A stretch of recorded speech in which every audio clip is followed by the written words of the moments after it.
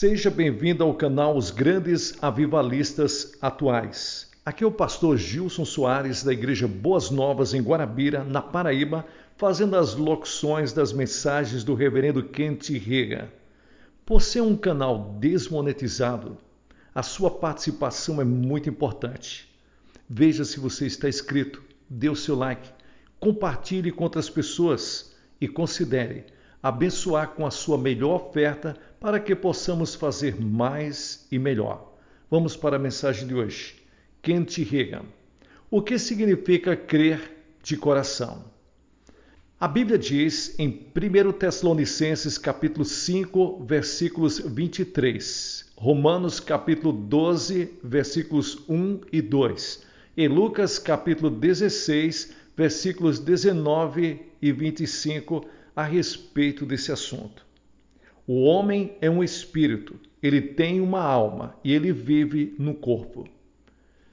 Durante muitos anos fiquei procurando uma explicação satisfatória do que significa crer com o coração. A Bíblia diz: porque em verdade eu vos digo que qualquer que disser a este monte, ergue-te e lança-te no mar, e não duvidar em seu coração, mas crê que se fará aquilo que diz, tudo o que disser lhe será feito. Marcos capítulo 11, versículos 23. Romanos capítulo 10, versículos 10 também fala a respeito de crer com o coração. Porque com o coração se crê para a justiça, e com a boca se confessa a respeito da salvação. Romanos 10, versículos 10. A palavra coração nesses textos não pode se referir ao órgão físico que bombeia o sangue pelo corpo e nos mantém com vida. A palavra coração é empregada aqui para transmitir uma ideia. Considere como empregamos a palavra coração hoje. Quando falamos a respeito do coração de uma árvore, por exemplo, estamos falando do centro, do âmago. Quando falamos a respeito do coração de um assunto, nos referimos à parte mais importante, a parte principal em derredor da qual gira o restante. E quando Deus fala a respeito do coração humano, fala a respeito da parte principal do homem, do próprio centro, a parte principal, o ser, que é o espírito. Sim, o homem é um espírito. 1 Tessalonicenses capítulo 5, versículos 23. O mesmo Deus da paz vos santifique em tudo, e o vosso espírito, alma e corpo sejam conservados íntegros e irrepreensíveis na vinda de nosso Senhor Jesus Cristo. Os termos espírito do homem e coração do homem são usados de maneira intercambiável por toda a Bíblia. Sabemos que o homem é um espírito porque é feito à imagem e semelhança de Deus. E Jesus disse: Deus é espírito. João capítulo 4, versículos 24. Não é, portanto, em nosso corpo físico que somos semelhantes a Deus, pois a Bíblia declara que Deus não é homem. Lembre-se, há um homem interior e um homem exterior. O homem é um espírito, ele tem uma alma e ele vive em um corpo. Paulo disse na carta aos Romanos, porque não é judeu quem é apenas exteriormente, nem é circuncisão aquele que é somente na carne. Porém, judeu é aquele que é interiormente, e circuncisão é aquele que é do coração, no espírito, não segundo a letra, e cujo louvor não procede dos homens, mas de Deus. Romanos capítulo 2, versículos 28 e 29. De conformidade com esse versículo, o coração é o espírito. Falando a Nicodemos, Jesus diz: importa-vos nascer de novo. João capítulo 3, versículo 7. Nicodemos, sendo humano ou natural, somente sabia pensar em categorias naturais e, portanto, perguntou: como pode um homem nascer sendo velho? Pode, porventura, voltar ao ventre materno e nascer segunda vez? Jesus respondeu. Jesus disse: o que é nascido da carne é carne, o que é nascido do Espírito é Espírito. Versículo 6. O novo nascimento é um renascimento do espírito humano. No Evangelho segundo João, lemos também onde Jesus disse à mulher junto à fonte em Samaria: Deus é Espírito, e importa que os seus adoradores o adorem em espírito e em verdade. João capítulo 4, versículo 24. Não podemos entrar em contato com Deus através do nosso corpo ou da nossa mente. É somente através do nosso espírito que podemos entrar em contato com Deus. Em 1 Coríntios capítulo 14, versículo 14 diz: porque se eu orar em outra língua, o meu espírito ora de fato, mas a minha mente fica infrutífera. O espírito não é a mente. Algumas pessoas pensam erroneamente que a mente é o espírito.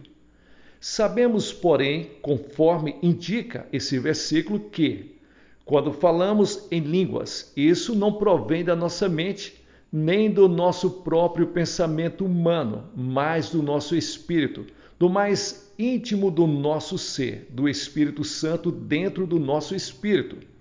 Paulo continuou: que farei, pois? Orarei com o espírito, mas também orarei com a mente. Versículo 15. Em outras palavras, Paulo estava dizendo que seu espírito é o verdadeiro Paulo, o homem interior. Paulo disse: também por isso não desanimamos. Pelo contrário, mesmo que o nosso homem exterior se corrompa, contudo, o nosso homem interior se renova de dia em dia. 2 Coríntios, capítulo 4, versículos 16. Paulo indicou que há um homem exterior e um homem interior. O homem exterior é o corpo, o homem interior é o espírito. E o espírito tem uma alma. Em 1 Coríntios, capítulo 9, versículos 27, Paulo disse: mas esmurro o meu corpo e o reduzo à escravidão, para que, tendo pregado a outros, não venha eu mesmo a ser desqualificado. Se o corpo fosse o homem verdadeiro, Paulo teria falado: eu me esmurro e me reduzo à escravidão. Paulo, no entanto, se refere ao seu corpo como um objeto neutro. Eu é o meu homem por dentro, o homem interior que nasceu de novo. Nós fazemos algo com o nosso corpo, nós o reduzimos à escravidão.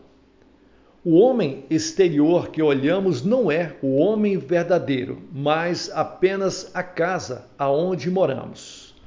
Veja, o homem é um espírito e possui uma alma. Deus é um espírito, ele se fez homem, pois Jesus foi Deus manifestado na carne, vivendo num corpo humano. Assumiu um corpo físico e quando ele o fez, não era menos Deus do que era antes.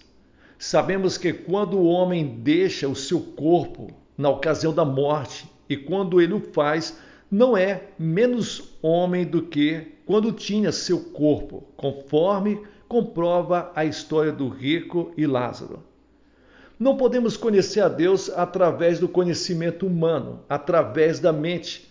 Deus é revelado ao homem somente através do espírito dele.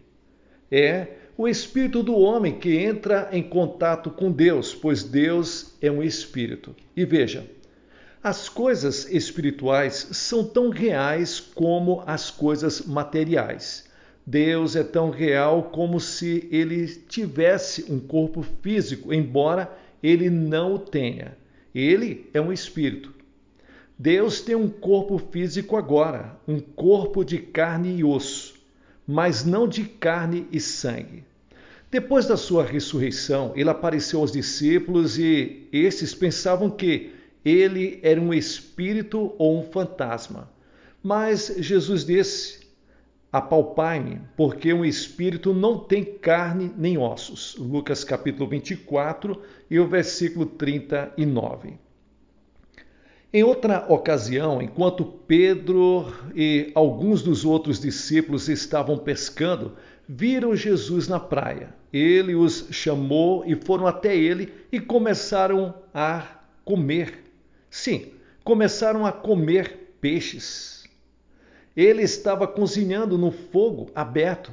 Agora, ele tem um corpo físico, um corpo ressurreto com carne e osso.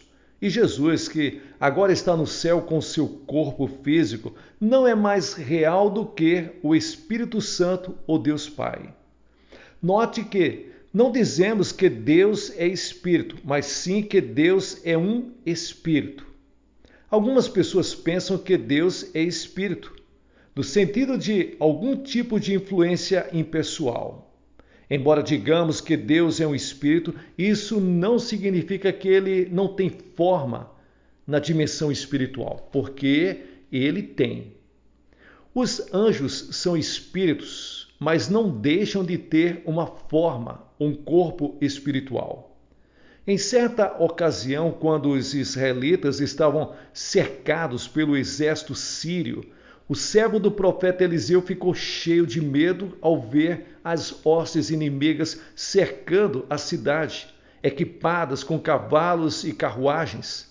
Eliseu respondeu simplesmente: não temais, porque mais são os que estão conosco do que os que estão com eles.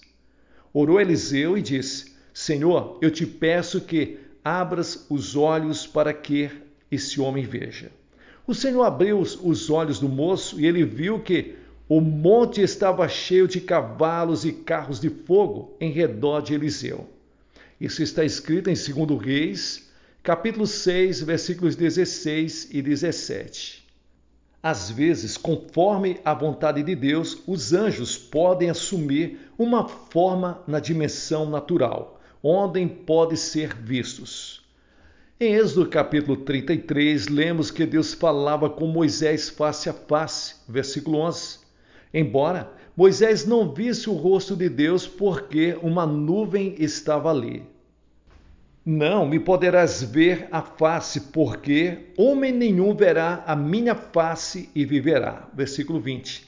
Então Deus disse a Moisés: quando passar a minha glória, eu te porei numa fenda da penha, e com a mão te cobrirei, até que eu tenha passado. Depois, em tirando eu a mão, tu me verás pelas costas, mas a minha face não se verá. Versículos 22 e 23. Embora Deus seja um espírito, sabemos que ele tem rosto e mãos, algum tipo de forma. Ele não é menos real porque ele é um espírito do que ele seria se possuísse um corpo espiritual. As coisas espirituais são tão reais como as coisas materiais. Em 1 Coríntios capítulo 5, versículos 1, 6 e 8 está escrito: sabemos que, se a nossa casa terrestre deste tabernáculo se desfizer, temos da parte de Deus um edifício, casa não feita por mãos humanas, mas eternas nos céus. Temos, portanto, sempre bom ânimo, sabendo que, enquanto no corpo estamos ausentes do Senhor, visto que andamos por fé e não pelo que vemos. Entretanto, estamos em plena confiança, preferindo deixar o corpo e habitar com o Senhor. Quando nosso corpo for colocado no túmulo, ainda teremos um edifício não feito por mãos da parte de Deus, e habitaremos eternamente nos céus. Quem vai ficar ausente do corpo? Nós, o verdadeiro homem. O homem interior vai ficar sentindo essa ausência. Em 1 Pedro capítulo 3, versículo 4, nosso espírito é chamado o homem interior do coração. Aqui vemos de novo a palavra coração. O homem interior, nosso espírito, é chamado o homem oculto. É o homem do coração, do espírito. Está oculto ao homem físico ou natural. Em Romanos capítulo 7, versículos 22, o Espírito é chamado o homem interior, porque no tocante ao homem interior tenho prazer na lei de Deus. Vemos, portanto, que esse homem interior, esse homem oculto, nos dá a definição divina do espírito humano. O homem verdadeiro é espírito, ele tem um corpo e uma alma. Com seu espírito, entra em contato com a dimensão espiritual. Com a sua alma, entra em contato com a dimensão intelectual. Com o seu corpo, entra em contato com a dimensão física. Não podemos entrar em contato com Deus através da nossa mente. Nem podemos entrar em contato com Deus através do nosso corpo. É somente com o nosso espírito que podemos entrar em contato com Deus. A palavra de Deus, a chave da fé ao coração. Quando ouvimos a pregação da palavra de Deus, escutamos com nossa mente natural. Antes de sermos cristãos, o Espírito Santo, através da palavra, falou ao nosso coração ou ao nosso espírito. Lemos em 1 Coríntios capítulo 2, versículos 14. O homem natural não aceita as coisas do Espírito de Deus. Certa tradução diz: o homem natural ou a mente natural não compreende as coisas do Espírito de Deus, porque lhes são loucura. Nem sequer poderá conhecê-las, porque são discernidas espiritualmente. Com a nossa mente, não compreendemos a Bíblia, ela é compreendida espiritualmente. Nós a compreendemos com o nosso espírito ou nosso coração. É com essa razão e por essa razão que podemos ler certos trechos bíblicos dúzias de vezes e nunca compreender seu verdadeiro significado. Então, certo dia, vemos de repente o que Deus está nos mostrando através da sua palavra. É naquele momento que compreendemos com o nosso coração. Precisamos receber a revelação da palavra de Deus em nosso coração. É por isso que precisamos depender do Espírito de Deus para abrir e desvendar a palavra diante de nós. Logo, crer com o coração significa crer com o Espírito.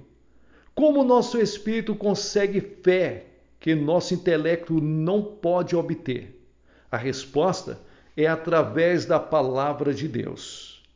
Quando Jesus disse: "Não só de pão viverá o homem, mas de toda a palavra que procede da boca de Deus", Mateus capítulo 4, versículo 4, estava falando do alimento espiritual. Empregou um termo natural para transmitir um pensamento espiritual. Nosso espírito fica repleto de certeza e de confiança quando meditamos sobre a palavra. A palavra é o alimento para o espírito e para a fé. A palavra de Deus é alimento que torna forte o nosso espírito. Crer com o coração significa crer independentemente daquilo que nosso corpo físico nos diz ou que nossos sentidos indicam. É porque o homem físico crê naquilo que vê com seus olhos físicos, que ouve com seus ouvidos físicos ou que sente através dos seus sentidos físicos. Mas o espírito ou coração crer na palavra independentemente de ver, ouvir ou sentir. Provérbios capítulo 3, versículos 5 ao 7 diz: "Confia no Senhor de todo o teu coração e não te estribes no teu próprio entendimento. Reconhece-o em todos os teus caminhos e ele endireitará as tuas veredas. Não sejas sábio aos teus próprios olhos, teme ao Senhor e aparta-te do mal." A maioria das pessoas pratica muito bem esse ensino, mas de modo invertido. Confiam de todo o seu entendimento e não se estribam no seu coração. Tiago, capítulo 1, versículo 19 diz: "Todo homem, pois, seja pronto para ouvir, tardio para falar, tardio para se irar." Esse é outro versículo que tendemos a praticar de modo invertido. Somos prontos para falar e prontos para a ira, mas tardios para ouvir. Vou repetir. A maioria das pessoas pratica muito bem esse ensino, mas de modo invertido. Confiam de todo o seu entendimento e não se estrebam no seu coração. Veja, o versículo 7 do trecho acima diz: não sejas sábio aos teus próprios olhos. Em outras palavras, não seja sábio com o conhecimento humano natural e que o levará a agir de modo independente da palavra de Deus. No Novo Testamento, achamos um texto com ensino semelhante, porque as armas da nossa milícia não são carnais e sim poderosas em Deus para destruir fortalezas, anulando os sofismas, que são raciocínios falsos, e toda altivez que se levante contra o conhecimento de Deus, levando cativo todo o pensamento à obediência de Cristo. 2 Coríntios, capítulo 10 e o versículo 4 ao 5. Se quisermos andar pela fé, a palavra precisa ser suprema, acima de todas as outras coisas. E, à medida que confiamos em Deus de todo o nosso coração, a quietude e a paz vêm ao nosso espírito. A paz é resultado da fé no coração. Nós, porém, que cremos, entramos no descanso. Hebreus capítulo 4 e o versículo 3. E a paz de Deus, que excede todo o entendimento, guardará os vossos corações e as vossas mentes em Cristo Jesus. Filipenses capítulo 4, versículo 7. Tu conservarás em paz aquele cuja mente está firme em ti, porque ele confia em ti. Isaías capítulo 26, versículo 3. A palavra de Deus diz: e o meu Deus, segundo as suas riquezas em glória, há de suprir em Cristo Jesus cada uma de vossas necessidades. Filipenses capítulo 4, versículos 19. Sabemos em nosso espírito que tudo quanto necessitamos será suprido. Não nos preocupamos, não temos ansiedade. Se estamos preocupados, não estamos crendo. Nosso coração se anima à medida que lemos a palavra. Ao meditarmos sobre essa palavra, nossa certeza fica sendo mais profunda. Essa certeza, essa segurança em nosso espírito é independente do raciocínio humano ou do conhecimento humano. Pode até mesmo contradizer o raciocínio humano ou a evidência física. Mas crer em Deus de todo o nosso coração significa crer a parte do nosso corpo. A doutora Lilian Hillman diz: Deus se deleita quando seus filhos empreendem a travessia sobre o abismo angustiante, com nada debaixo dos seus pés a não ser a palavra de Deus. Vamos repetir essa frase. A doutora Lilian B. Hillman diz: Deus se deleita quando seus filhos empreendem a travessia sobre o abismo angustiante, com nada debaixo dos seus pés a não ser a palavra de Deus. A razão por que muitas pessoas são derrotadas é porque aceitam a derrota. Mas a palavra de Deus diz: filhinhos, vós sois de Deus e tendes vencido os falsos profetas, porque maior é aquele que está em vós do que aquele que está no mundo. 1 João, capítulo 4, versículo 4.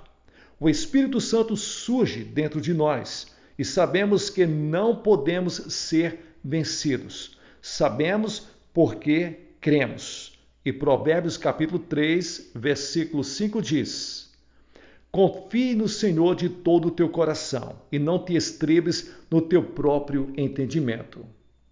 A Bíblia diz em Tiago capítulo 1, versículo 22, tornai-vos, pois, praticantes da palavra e não somente ouvintes. Que Deus abençoe a todos vocês. A fé que vem do coração é a fé que vem do espírito do homem. Que Deus abençoe. Amém. Pessoal, aqui é o pastor Gilson Soares, da Igreja Boas Novas, em Guarabira, na Paraíba, fazendo as locuções do reverendo Kent Reagan. Obrigado pela sua companhia. Que Deus te abençoe ricamente. Veja se você está inscrito no canal, dê um like, escute várias e várias vezes para que você venha a perceber algumas coisas que passaram desapercebidas da primeira vez. E compartilhe com outras pessoas, pessoas da sua igreja, familiares, amigos. A informação é muito importante. Considere abençoar esse canal e a obra missionária na cidade de Guarabira com a sua melhor oferta. Nós estamos trabalhando com a Cruzada Evangelística Jesus é o Caminho. Estamos trabalhando também com obras de assistência social, obras evangelísticas. Estamos trabalhando para adquirir o terreno da Igreja Boas Novas. Faça parte. Na parte de baixo eu estou deixando o número do WhatsApp para que você entre em contato, faça seu pedido de oração. Quando você abençoar com a sua melhor oferta, mande o comprovante pelo WhatsApp para que venhamos a colocar o seu nome no caderno de oração. E vamos estar orando por você em nome de Jesus e Deus vai te abençoar poderosamente. Fique com Deus e sucesso na sua caminhada.